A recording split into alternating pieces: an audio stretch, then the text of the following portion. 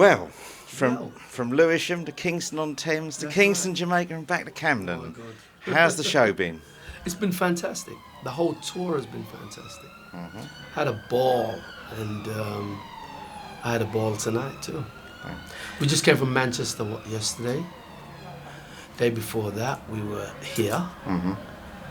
Day before that, we were there, wherever there was. Just like the M6. Yeah, something like that. Where was that? Was that Leicester? I don't know. You know, I haven't got a clue. It seems like a roller coaster.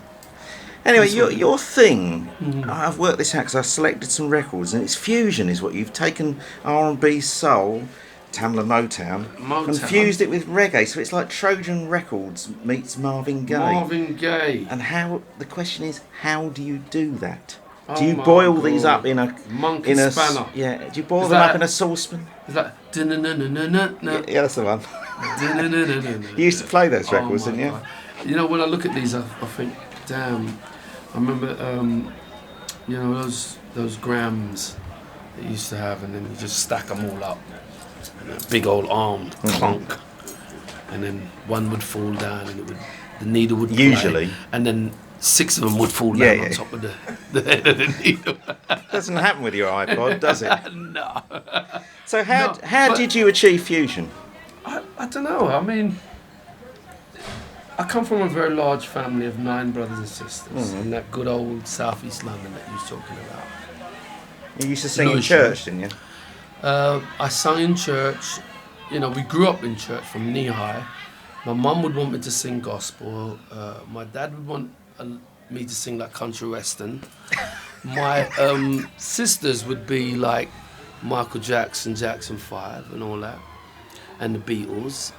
My brothers would be like a lot of Dennis Brown, Studio One, a lot of reggae music, and a lot of the Motown stuff, and you know, Trojan, all those cats, you know. So I'd be this entertainer that they would just pass around the house, and then I'd sing a bit for that, and a bit for this, a bit for them, a bit for that, and it would just, I guess, the appreciation of the art first and foremost, with everybody telling me that, you know, you could sing, and telling me that from a very young age.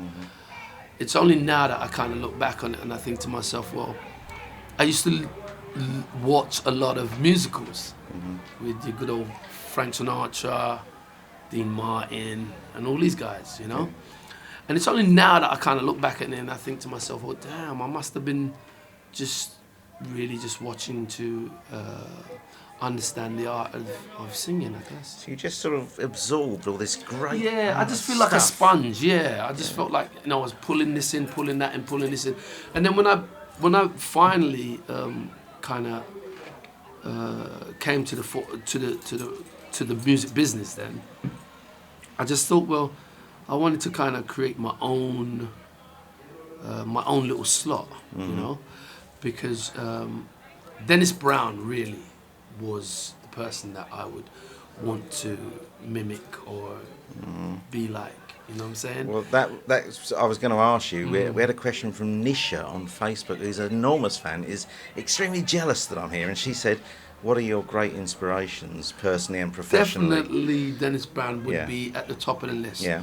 And obviously, in saying that, all of these other people that I've mentioned, your Marvin Gaye, your Jackson 5, and all these people, and my mum and parents and brothers and sisters, they've all been massive inspiration to me in so many different kind of ways. Do you know what I'm saying? So it's kind of crazy to just kind of say, well, then it's one person. No. It's a collaboration of many different things. My schoolmates, the kids I grew up with in my neighborhood, on my street.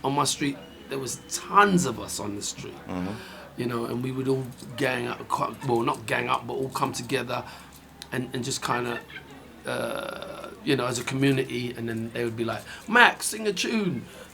And then it would go off and somebody would try and play drums and somebody would, you know, just mimicking drums. You had plenty of practice. Plenty of practice. Yeah, you know, so from a very early age, I was just encouraged in it. You know, all the way from home to church to school to sound system. Fantastic. And then I really started to perform live, really around sound system with Saxon International. We interviewed Roberta Flack a little while back, Oh, and you did some work with her, didn't Yes, you? I did. Tell us a little bit about that. Well, it was amazing, really, because I remember we got the phone call, and my sisters shouted down in the house saying, "There's a lady on the phone says she's Roberta Flack." Yeah, right. And that's exactly right. Everybody was going like, "Yeah, right." And then I picked up the phone. I said, "Hello?" And she goes, "Hi, hello, is that Maxi Priest? This is Roberta Flack." And I goes, "Hello?" And, you know, we were there for a minute, and, you know, you kind of understand where I was going with that. But when she asked me to collaborate with her, I mean, I remember I put down the phone and I was just doing cartwheels, I guess. just kind of going around in circles, just thinking, well, damn, you know, this is not just a singer. This is somebody who I call, I say, is a part of the foundation of music business. That's how I look at Roberta Flack. How I look at Roberta Flack was the closest I got to the Marvin Gaye. Do you know what I'm saying? The closest I got to the whole Motown thing that we grew up with, you know what I'm saying? And had so much appreciation for.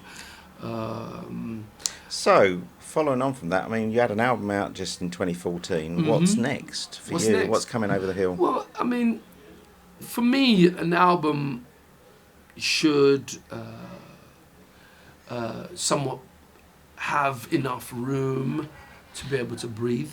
And when I say that, I mean allow it to go around this beautiful, large world that we have. You know, people say internet and all this kind of stuff, and it's you know, the internet is like one big sea, but that sea has so many small fishes in there. Do you know what I'm saying? So it's very easy, as good as the internet is, it's also very easy to get lost in it. Do you know what I'm saying? So we still have to, you know, go around and, you know, hand to mouth somewhat promote the album. Which You know is what I'm what saying? you're doing tonight. So you're actually Absolutely. swimming in this internet sea like a dolphin rather than... Well, kind of. I mean, I would, you know, actually, that's not bad. Being a dolphin in the sea is not bad. Yeah. Because then at least we know what a dolphin is. All right? And we also know what Maxi Priest There is. you go. So I don't mind that. That's cool because there are so many other small fishes in this in this large internet sea that just get swallowed up by the whales. Do you know what I'm saying? So Maxi this Priest. dolphin won't. What? This dolphin is not going to get swallowed up by We hope not. by the whales. Okay. Maxi Priest, God thank bless you you. so much. It's God an honor bless and you. a pleasure. Thank you so much. Okay. Peace.